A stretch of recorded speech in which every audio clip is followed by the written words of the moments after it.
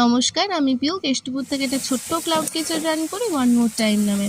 আজকে প্রথমেই চিকেনটা রেডি করে নিচ্ছিলাম, যেহেতু সকাল থেকে চিকেনটা ম্যারিনেট করা ছিল। চিকেনটা রেডি করতে করতেই আমার কাছে আমার রিপিট কাস্টমারের অর্ডার আসে চিকেন চিজ বাস পিজার।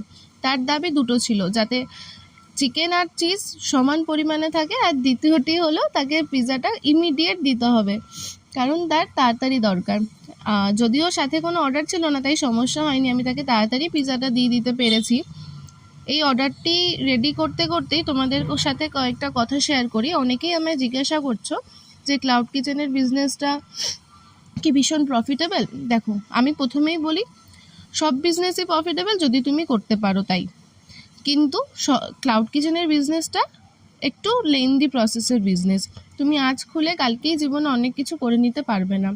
আমার তো মনে হয় এটা সব কিছুর ক্ষেত্রেই সমান। যেহেতু সাফল্যের একমাত্র চাবিকাঠি ধৈর্য, তুমি যদি ধৈর্য না ধরতে পারো তাহলে কোনো কিছুই সাকসেস পাবে না। ক্লাউড কিচেনের বিজনেসে হয়তো প্রফিট আছে, কিন্তু সেম অ্যাজ অনেক রিস্কও থাকে। যেহেতু আমাদের র মেটেরিয়ালসের বিজনেস, মানে র মেটেরিয়ালস রাখতেই হবে, এটার ওপরেই আমাদের বিজনেসটা চলে।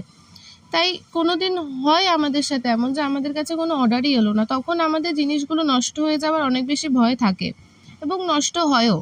এমন অনেক কিছু মেটেরিয়ালস থাকে যেগুলো ফ্রোজেন অবস্থাতেও বেশি দিন রাখা যায় না। তাই আমি বলবো, তোমরা যদি করতে চাও অবশ্যই করো। সবার জীবনে কিছু না কিছু করা দরকার। আমি নিজেও একজন লয়ের স্টুডেন্ট হয়ে সাথে এটা আমি সাইডে করি, তাই তোমরাও করো। কথা বলতে বলতে আমি আরও একটা পিজা, আর এদিকে তন্ময় বার্গারগুলোর প্রায় অর্ধেক কাজ রেডি করে ফেলেছে। এবার ডেলিভারির পালা। টাটা।